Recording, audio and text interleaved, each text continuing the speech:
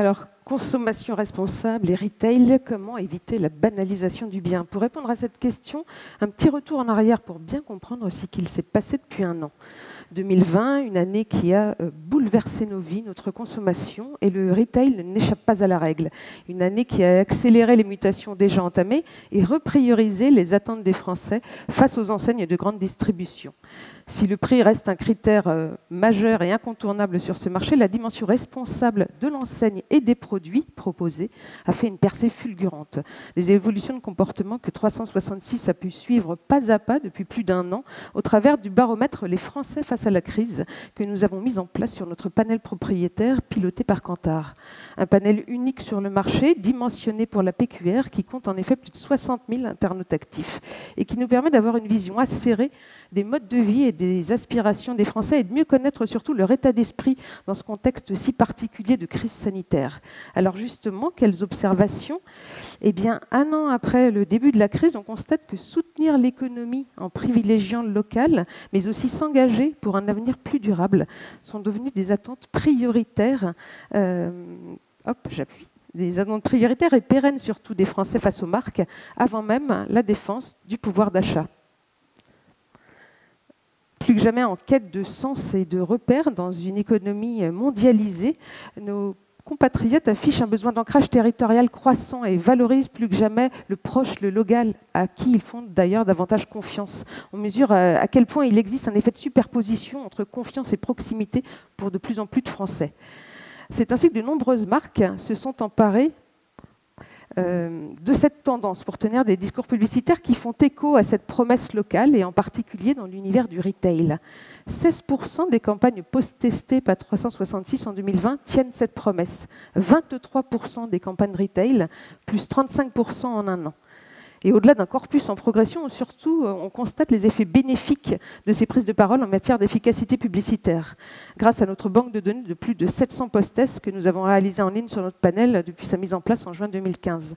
L'argument local booste notamment l'attribution des campagnes, augmente leur attractivité et renforce de façon spécifique l'image des marques, car il témoigne effectivement pour les consommateurs d'une capacité d'écoute des clients et de leurs préoccupations et s'avère également synonyme d'une valeur centrale aujourd'hui, celle du respect de l'environnement, qui est très largement associée à l'idée des circuits courts.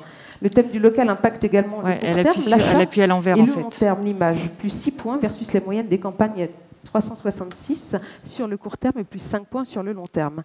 Le local moteur de performance auquel les annonceurs du retail en particulier ont de plus en plus recours, ce au travers de différents registres.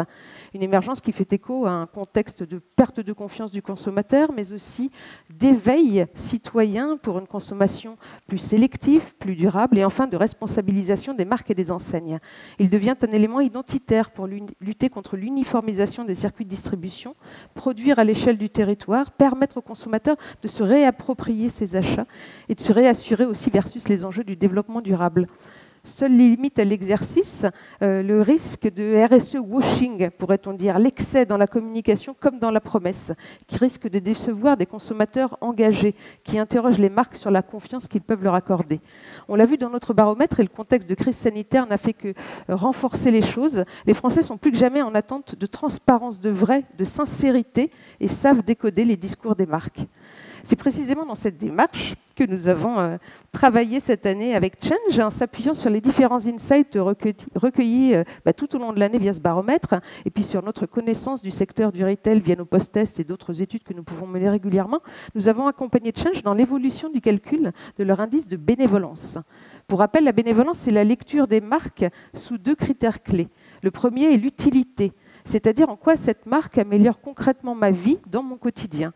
Le second, c'est la sincérité, justement, qui est extrêmement important et qu'on a rajouté cette année. La marque est-elle sincère dans tout ce qu'elle émet, tout ce qu'elle signifie, toutes ses prises de parole et ses actes?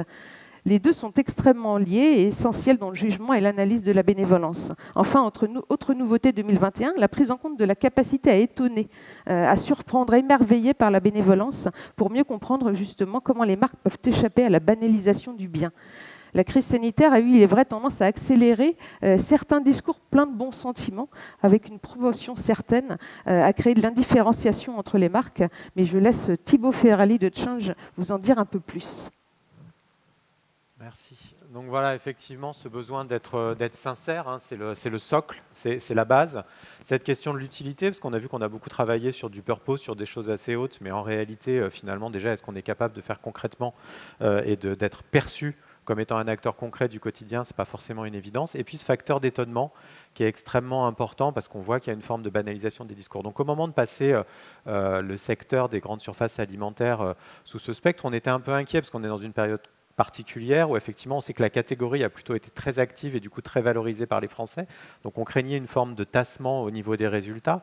Et puis, il y a aussi un risque de tassement parce qu'on a le sentiment, et on l'a vu, je crois, dans la vidéo précédente, que les discours sont relativement proches et on se demandait vraiment si les consommateurs arrivaient à percevoir des différences et à percevoir des niveaux de bénévolence différents. Et effectivement, les résultats nous ont un peu rassurés, entre guillemets, puisque en réalité, c'est le secteur où il y a le plus d'écart en termes de résultats. Alors, l'index...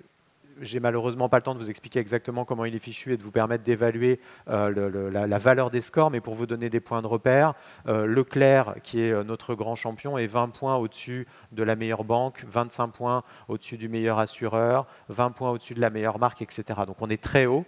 Et on est aussi très bas, c'est-à-dire qu'il y a une amplitude extrêmement forte et il y a quasiment des acteurs à tous les niveaux de la perception de bénévolence. Donc à quoi sert cette étude? Qu'est-ce qu'elle nous permet de faire? Elle nous permet de faire un petit mapping comme ça qui identifie le stretch de la catégorie et de voir quel est le potentiel de bénévolence, comment on peut gagner des points de perception de bénévolence, parce que nous, dans notre logique, ces points de bénévolence, ils correspondent à de la préférence, ils correspondent à de l'écoute, ils correspondent à de l'attention et de la crédibilité vis-à-vis des consommateurs, et ça, on sait que ça vaut de l'or. Donc ça nous permet d'étudier la catégorie, et puis tout l'intérêt du panel qu'on partage avec 366, c'est que ça nous permet de rentrer plus en détail marque par marque dans des profils et d'identifier quelles sont les opportunités pour gagner de la bénévolence. Alors quand on est Leclerc, qu'on est à ce niveau de score, effectivement on est sur un profil qu'on appelle un profil de référence, c'est-à-dire qu'aujourd'hui Leclerc c'est ni plus ni moins que l'image de ce que la catégorie peut faire de mieux sur toutes les dimensions, sans vouloir être trop optimiste, mais c'est vrai que c'est extrêmement puissant le profil de Leclerc. Et on voit qu'un deuxième du classement, type comme Lidl, qui a fait une progression absolument fulgurante. On est sur des points d'image de marque. On sait à quel point c'est difficile de gagner des points d'image de marque. C'est une progression fulgurante avec de très forts investissements. Et on voit que le profil de Lidl, il montre des forces, il montre des aspérités. Vous avez à droite le profil des marques avec les valeurs associées. On voit des valeurs d'originalité qu'on comprend aisément quand on voit le travail fait sur le non-alimentaire, quand on voit la saga, etc. Il y a des valeurs extrêmement fortes. Il y a une valeur d'étonnement vraiment qui montre que c'est le moteur de la marque et qui lui permet de monter en puissance. Et on voit qu'il y a encore du potentiel de progression et d'amélioration, notamment sur les dimensions de sincérité, qui est directement connecté aux valeurs d'honnêteté et de fiabilité. Donc on voit qu'il y a encore une marge de progression pour Lidl, même si la marque a fait une progression assez incroyable pour être vraiment deuxième juste derrière Leclerc. Ça nous permet aussi d'identifier des profils un peu spécifiques, parce qu'il y a des scores qui sont, on va dire, dans le rouge dans nos marqueurs, mais qui sont en fait un rouge trompeur, parce qu'en fait, c'est des marques segmentantes. Et la qualité du panel nous permet d'observer finalement segment par segment les résultats. Et on voit qu'une marque, par exemple, comme Aldi, est très très forte sur certains bassins de population, donc c'est vraiment des zones de chalandise, géographiques, culturelles, là où le hard discount est extrêmement fort. Et ce que nous permet finalement de travailler cet index, c'est de se dire, si Aldi souhaite étendre un petit peu la culture du hard discount à des populations plus larges, on va aller chercher le bottom 10 et on va voir comment les valeurs spécifiques d'Aldi, qui sont sur effectivement l'originalité, le courage, voilà, des dimensions de hard discounter, comment on peut les reconnecter à des publics et comment on peut travailler la dimension de fiabilité qui fait aujourd'hui un petit peu défaut, encore une fois, dans notre index. Il ne s'agit pas de dire que ça fait défaut dans l'absolu. Donc on voit qu'il y a des marques segmentantes comme ça, puis on a un profil un peu similaire de Franprix, évidemment, en version urbaine, mais avec cette même logique qui est de se dire, effectivement, si je veux aller chercher de nouveaux publics géographiques, sociodémo ou culturels, j'ai les marqueurs dans l'étude qui me permettent de le faire et je sais là où il faut que j'aille gagner en performance pour gagner des points de bénévolence et du coup gagner de la préférence. Ça nous permet aussi d'identifier des profils un petit peu différents, qui sont des profils de très bons faiseurs, qui ont un petit peu des limites dans le faire savoir, et Biocop en est un exemple formidable. Biocop, c'est une sincérité très robuste. C'est un profil très particulier, mais c'est des valeurs d'étonnement un petit peu, on va dire, un petit peu insuffisantes.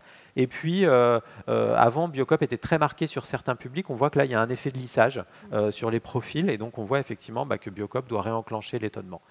Et puis, alors, un peu moins drôle, plutôt en bas du classement, ce qu'on appelle les non connectés. Alors, les non connectés, c'est des résultats qui sont évidemment tout rouges. Donc, ça parle de soi.